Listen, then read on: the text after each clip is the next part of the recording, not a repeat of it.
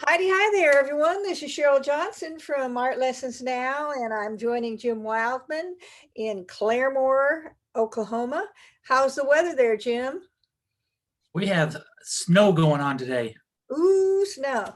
Well, I want you to know I just went to the mall and wore my mask and took my Apple computer that I got for Christmas from Jim. And thank you, Jim, by the way. And we wanted to do something really fun and spectacular for you for the last of the 2020 as we come into 2021. We're going to create a painting using latex paints. And I've got three little containers here. I don't know what you have, Jim, but I have three containers of blue and red and yellow. And I've got a brush. I've got a spray bottle. Here's my spray bottle. I've got a brush. I've lost Fred. I could find Fred somewhere. I'm sure Fred's in my drawer somewhere.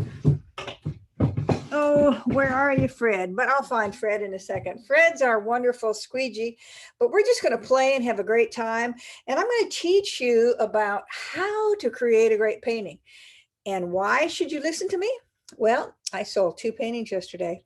Hey, two paintings at a couple grand each. Hey, I'd listen to me too. So we're going to create a painting, and I'm going to talk to you about several things. Number one, I'm going to teach you about composition. I'm going to talk to you about the golden ratio and the golden spectrum. And what is that? Well, let me talk to you about that. Here I've divided my paper into 8 different parts. 1, 2, 3, 4, 5, 6, 7, 8. And when we start to do a composition, one thing we do is we say, okay, let's do the focal point or the place of interest. If you're a photographer, you divide it into thirds, which you just come here on the thirds, and those points would be your focal point. But hey, we're going to get a little sexy and creative, and we're going to use this golden spectrum or the golden mean. So how do we do that? I mean, there's so many videos out there that get you so confused. They talk about 1.618 and phi and all that kind of thing. But I'm going to tell you a secret how to do it for seriously simple. Okay, I've divided my paper into 1, 2, 3, 4, 5, 6, 7, 8. 8 parts right across the top. And I'm saying to you that the proportion of 5/8 is better than the focal point of 3 places. Why? Because great artists like Leonardo da Vinci and Fibonacci. Do you know who Fibonacci is? He's the guy that invented take 1 plus 1 equals 2, and then 1 plus 2 equals 3, and 2 plus 3 equals 5. And he just went on forever. Now, why is that important? That's important because he discovered that if you use proportions that were in harmony and equally balanced, you could create a better composition. So that's what we're going to do here. So I'm going to divide this in 1, 2, 3, 4, 5, 6, 7, 8. And I'm going to say that the best composition is a 5/8 one. 5/8. Can you see that, Jim? Yes. What I honestly would do on Aunt Sherry was shift your camera to your right so you're not looking through you to see the painting. Through me? Yeah, now you can see it a lot better. Okay. If you're working out. Turn to the right. Okay. So 5/8. Here we go. 5/8. 5/8. And what does that mean? 1, 2, 3, 4, 5, 6, 7, 8. This is divided up into 8 parts. So 1, 2, 3, 4, 5. If we do a line like this line is using the Fibonacci.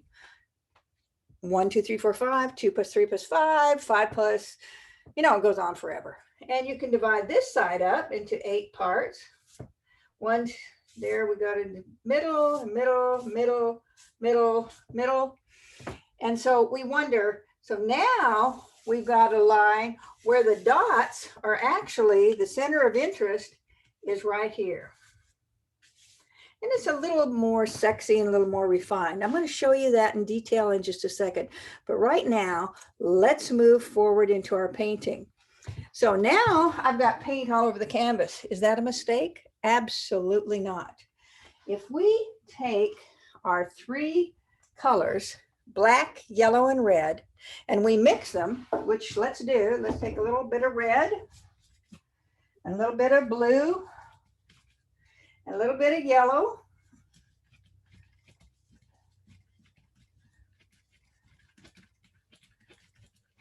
We create a beautiful value, a combination of colors. I call this the magic mud. So all I'm going to do is create some magic mud all over the canvas. I'm going to remember that our center of interest, which with the Fibonacci, was right here. So what that means to create a pleasing composition, we want elements of interest to be here, here, here, and here. If you were doing a landscape, you could put the horizon here, or you could put it here, but we're not. We're doing an abstract. So you say, how do I create a pleasing composition using the golden mean and the Fibonacci? Well, you place your focal points in the golden mean area right here. So if we know that, that's number one. Composition, where to place your center of interest or your focal points. So they're going right here, here, here, or here. Now, the next thing we want to think about is values. Values are dark painting to light, yellow, red. So if you place a dark object, which is right here, next to a light object, your eye will be drawn to it. So what we're going to do now is create a painting where we put values around the painting and then we play. So all I'm going to do is create some nice colors across the painting. And you say, how do you know where it goes, Aunt Sherry? Remember, it can go here, here, here, or here for the center of interest, or it can go anywhere. There's no rule, but your eye is going to constantly move around the canvas. The golden spectrum looks like this. So it makes your eye come in and around and around. So all I'm going to do is create beautiful colors across the painting. And as you can see, I've taped off the edge of my painting in order that when I remove it, I've got a nice clean border. This is a 27.34 by 38 or 39 inch canvas, but I've divided into 34 inches by 28. And now I have a pleasing rectangular shape. But if you wanted to do it in a square shape, you could. But for this composition, we're going to stay in rectangular. So all I'm going to do is add some colors across the painting, like so. Notice that red, even though it's red, if you turned it to black and white, which I'll do in a second, it's going to come out really dark. Yellow is going to come out really, oops, woo! I wish you could see that. I just spilled paint all over my camera, my phone. So I need to wipe it off. Yeah. Save the phone.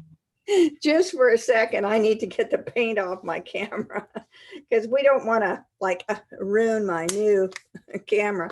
But you know what's exciting about this camera? I got to tell you something. I have been called the person in my family that knows how to handle money. Now, what does that mean? That means I am a good steward of my money. And I always believe in having a hidey hole. Now, in the back of my camera, I have $100 bill. That's a 20. That's a 20? Oh, shit. Well, it's supposed to be 100. Keep your glasses on. Huh? Keep your glasses on. It's supposed to be 100, but we're going to pretend it's 100. So in the back of my camera, I always leave many. So the point is, no matter where you go, have some money hidden somewhere so you can find it, because you never know when you need it. Shit, I thought it was going to be $100 bill. Wonder when I spent the last 320. 80 on. Okay, I got my phone clean. It's all nice and clean. Okay, there we've got nice things going here. Now we want to say, okay, how are we going to make a pleasing composition? I use cardboard a lot. I use cardboard to smear, like so, because not everyone has a squeegee. I'm going to grab my can of white. Ooh. Ooh. I was so foxy. I thought I'd go to Habitat, and I went, oh my God, a quart of black paint for 10 bucks. Well, I wasn't too tricky, because when I opened it up, well, maybe I can open it up. When I opened up my can, I thought, oh my, I'm going to have a nice new can of chalk paint that I only got for $10. And when I opened it up a few minutes ago, I went, oh my God, it's white. It's not black, it's white. So, hey, I love white paint. So I'm going to use this, and I'm just going to take and add. Notice what happens when I come across the paint with the white. It immediately starts picking up the white light paint behind it, and it picks up the values. The secret of a great painting are values, darks to lights. We want to have them come into our center of interest areas, our focal points. But right now, all I'm going to do is add some wonderful paint. And I'm going to use my wonderful cards. Look at this. Notice how I'm making wonderful blendings of color.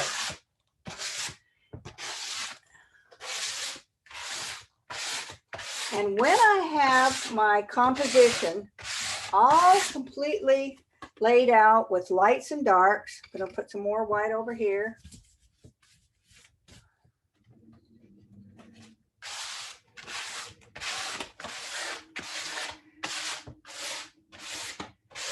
Then I'm going to step back, and I'm going to look at my painting and say, okay, this is an abstract. What do I need to do to make this a powerful abstract? And the secret of making something powerful is darks and lights. If you could see it, where I spilt the paint on my camera is a big pile of blue. So I'm going to pick up this blue.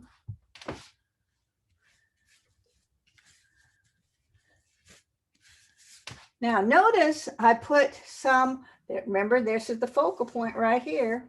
I left this nice little white highlight, and I came in with my blue, which is my darkest color right now. And I'm making my eye come from the outside in. It's like an arrow. Now, Kandinsky was a great painter. I mean, Russian Kandinsky. And he talked about counterpoint, that when a line meets with another line, it causes your eye to go boom, and it makes you go in another direction. So Kandinsky used counterpoint to make your painting successful. So I'm going to do that, but I'm going to make some lines, and I'm going to run a line right into it in a counterpoint. If I don't like it, if I'm not pleased with what I'm doing, I can take and I can just squeegee it off. The thing you need to remember that when you're creating a painting is that you're in charge. I know we talk about serendipity and happy accidents, but accidents don't happen unless you cause them. So here we have, looks like it's just a building of color in here, but we have some nice colors peeking through. So I'm going to take my yellow. Now, if you mix yellow and blue together, What do you get? What do you get, Jim, when you mix You yellow get and blue? green. You get green. So if I mix yellow and blue together, I get this gorgeous, gorgeous green. So remember, if you have yellow, blue, and red, you can mix almost any color. It's harder with latex because latex paint is kind of a muted value. So if you want to get true mixing of colors, you have to switch to acrylics or watercolors or oils to get the true mixing. Because if you mix a little bit of yellow with a little bit of blue, yes, you'll get green. And if you mix a little bit of yellow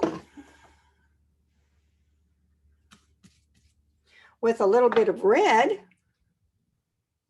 you'll get the complement, which is orange.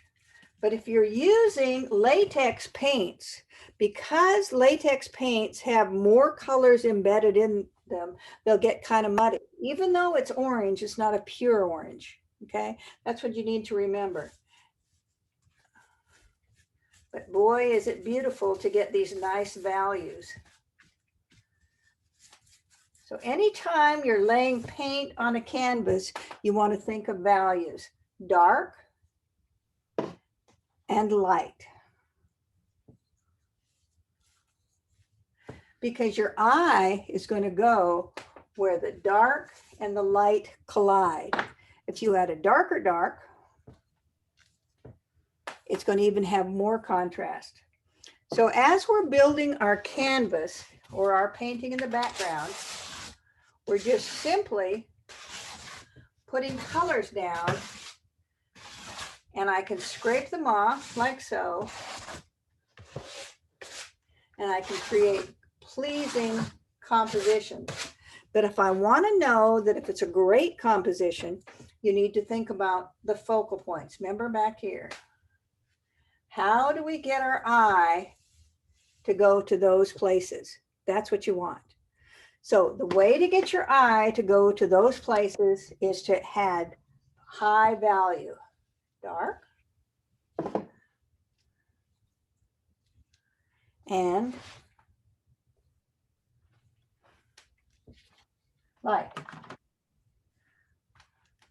So when we're looking at this painting now, our eye is immediately going to go to this area because it's going to see the contrast of the darks and the light. So we're going to take a quick break. I'm going to let this dry for a few minutes, and I'm going to talk to you about the power of differences, the differences of sizes, a big area as opposed to a little area. Because when you're wanting to create a powerful painting, number one, you start with composition, the focal point. Then number two, you start to look for differences. So I'm going to let this dry for a second, and then I'm going to talk to you about differences. Cool. I was going to ask you about your paint brush when you were doing that. Were you cleaning it each time between sticking it in the other paints, or what were you doing? I was just sticking it straight in. Oh, you weren't worried about mixing them then? Not mixing it. Okay. No. Okay, let's go on to section 2. I forgot, I got to find my glasses. Lost my glasses. Oh, shit. That's the reason you couldn't see it was 20. I couldn't see a 20 from a 60. Okay. A 60. A 60 from a 20. Okay, here we're back. And look at this. Now you go, oh my God, what have you made there, Aunt Sherry? A big mess of color. No, we've made a background area that we can work with, and we're going to talk about differences. Differences is what makes a really interesting painting. If you can create differences in size, like a space like this, and a space like this,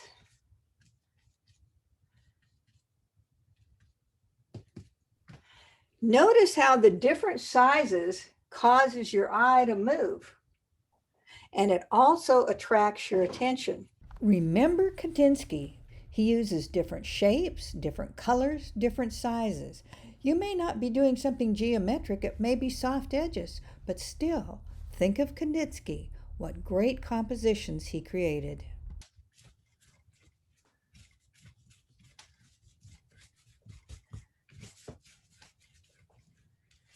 And another size here. Now, why did I put it there?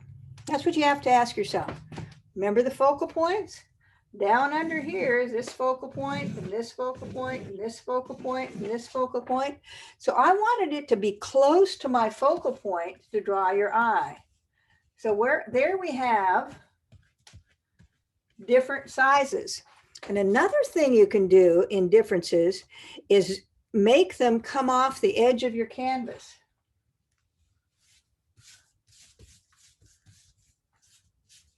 Even though this is a large square, small, medium, and big, I've put it over to the edge of the canvas. Now, why did I do this? Because your eye, remember Kandinsky? It's going to come down here, and it's going to be like an arrow that's pointing to the center. Got small, medium, and large. Now watch what happens if we add differences in light colors.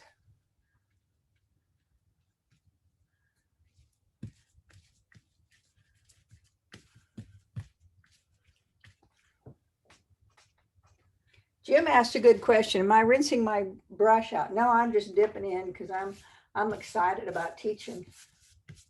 So I'm just dipping. Now, notice we're getting a really nice balanced composition because just having the differences in sizes. Now, a fun thing, okay, we have shapes, okay, like so. And we can create values. And in creating values, we can add a darker color to the area. A little bit of white.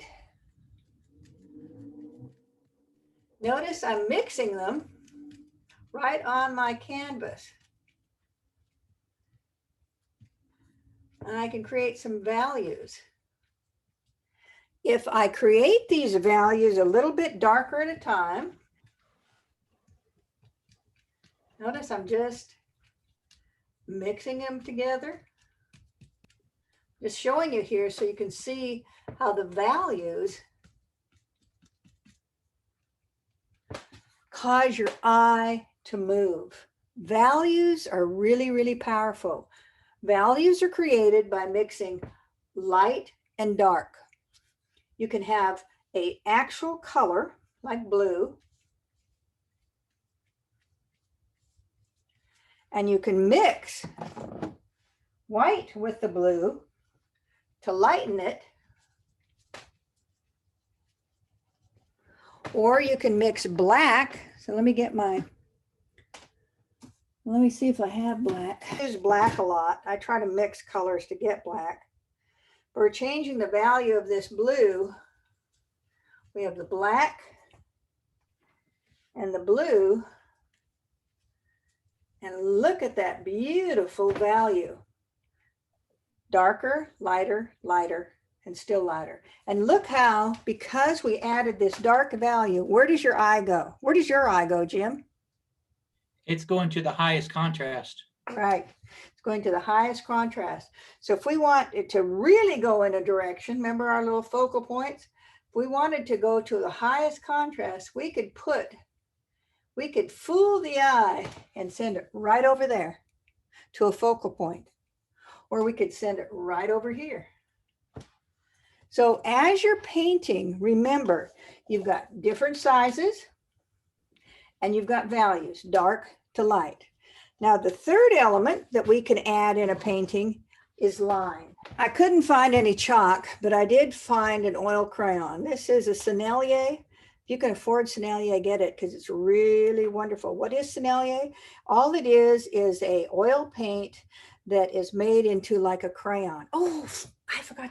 I had Jim go buy some Stabilo crayons. These are called Woodies, and they're made by Stabilo. And they're like a really children's high crayon. Look at that.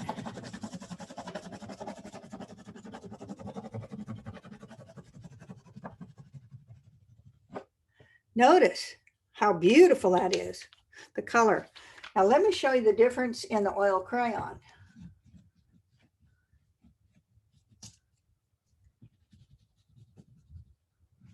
The oil crayon is made of wax. It's got oil resin and wax in it. It's going to be very thick.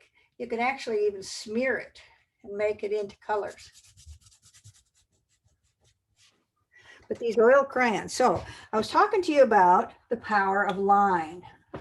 So a line is a dot taking a walk.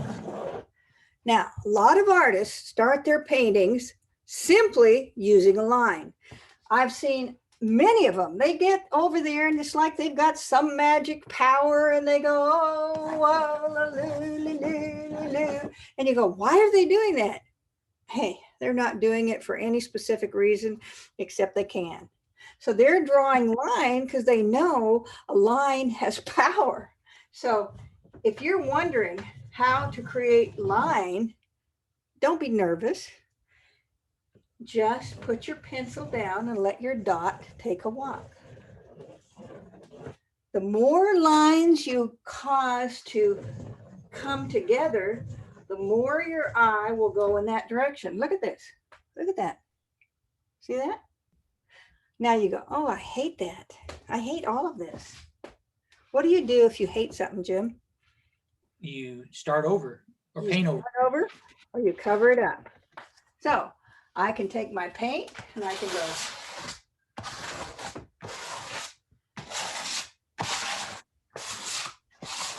And in doing so, you might create something wonderful, or it might look just like a mess. To me, I kind of like all of this. What I like is the combination of all this beautiful color behind here.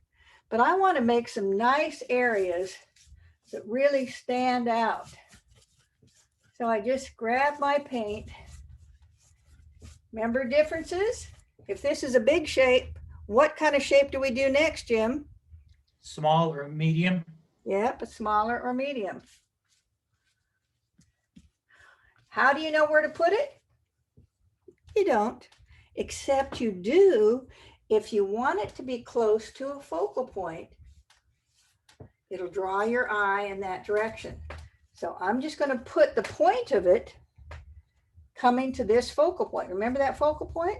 So I'm just going to let the point of it come right here. And then I'm going to do a little one over here. And what does your eye do? It goes boom, it goes boing, boing, boing, boing, boing, boing. So now, what can we do to make this a more interesting composition? We have darks. To make it more interesting, we can change the shapes. Or we can change the value. All I've done is add some white paint to this blue. Now behind here, because my painting is wet, it's picking up the color behind it. And I love that. That's called magic mud. If you can pick up a little bit of the colors of all the colors you're using and let them come out in your painting, it's magic, magic mud.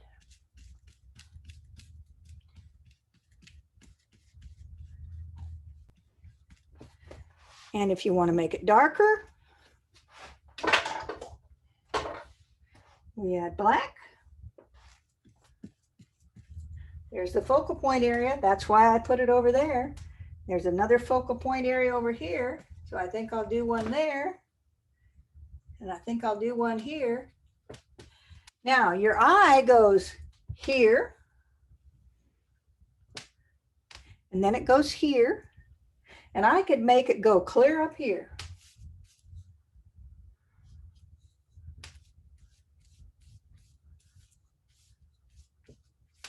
I could make it go clear up there simply by adding contrast values.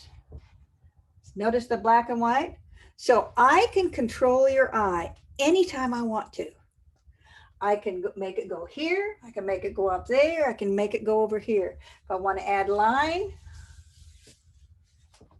I can add line. So when you're painting, the big thing to remember is to experiment and see what you like. And if you don't like it,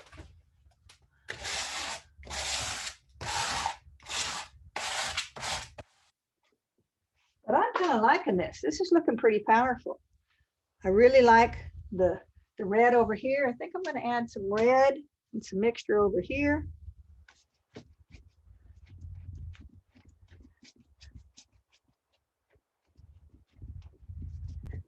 And to carry my eye down the painting, all I have to do is add a little dark value down here. And notice my eye automatically goes down the painting. See? Down. But if I want it to go to the center, I can either draw a line to make it go to the center. I can do a mark. I can change the color. What you want to remember when you're painting is that you're in control. It's not a mistake. It's not serendipity. You're actually planning what happens. So the important thing to remember is just to play and just have fun.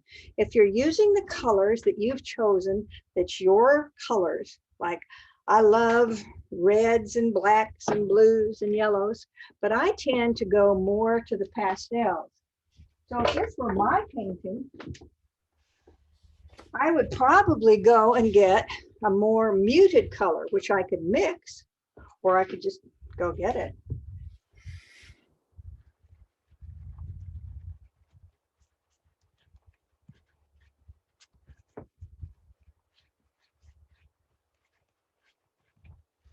Now, you say to yourself, why am I doing that? I came up here and brought my eye down here.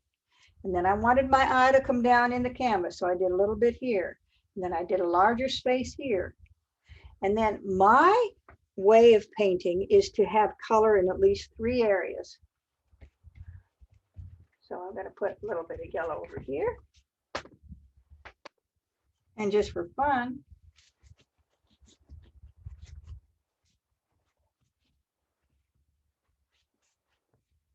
I'm going to put a little yellow over there. So I'm going to step back and I'm going to take a black and white photograph of this. And I'm going to say, how can I make this stronger? I can make it stronger by varying the sizes, by changing the lines. Lines to me are like little stories. Look at that. You could even write words.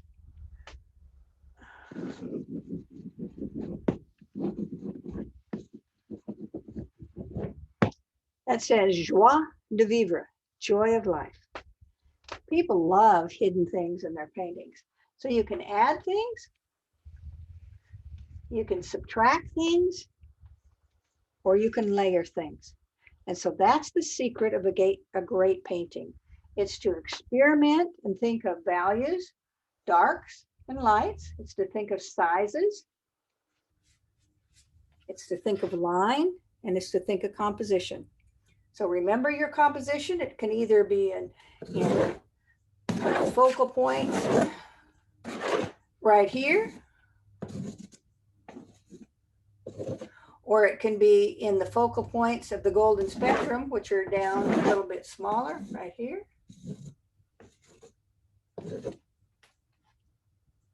And you want your eye to go to those areas.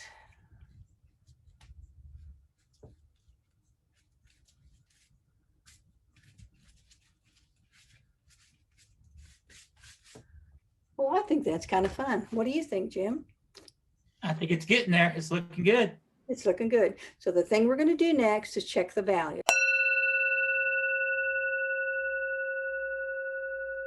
So we're going to take a picture of it in black and white and see if the composition is moving and making your eye move around. And we can only do that by taking a black and white photograph. We can squint and we can see the darks and the lights, but you can see it much better in a black and white photo. How can I make this stronger? I can make it stronger by varying the sizes, by changing the lines. Lines to me are like little stories. So you can add things, You can subtract things or you can layer things. And so that's the secret of a great painting. It's to experiment and think of values, darks and lights. It's to think of sizes. It's to think of line, and it's to think of composition. So remember your composition. It can either be in focal point right here, or it can be in the focal points of the golden spectrum, which are down a little bit smaller right here. And you want your eye to go to those areas. Take a picture of it in black and white and see if the composition is moving and making your eye move around. And we can only do that by taking a black and white photograph. We can squint and we can see the darks and the lights, but you can see it much better in a black and white photo.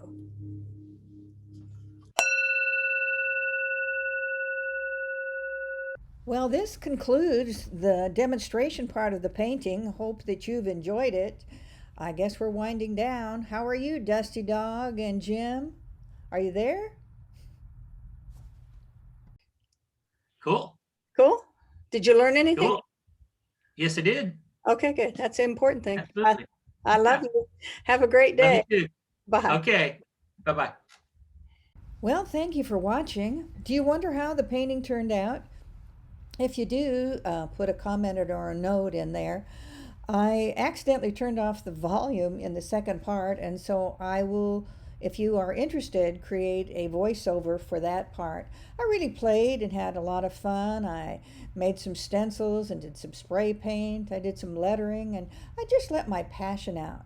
The first part was to build up the colors and to just get my emotions going, and then to keep on painting and just enjoy and explore what my inner voice wanted to do. So, enjoy yourself. This is Cheryl Johnson for Jim Wildman and myself. Have more joy every day, and please go check out our sites. You can find us at CherylJohnsonArtist.com and jwildman.com. And be sure to check out our Master Art class where we teach the art of painting. That's at artlessonsnow.com. We sure have enjoyed having you, and please give us your response and comments below.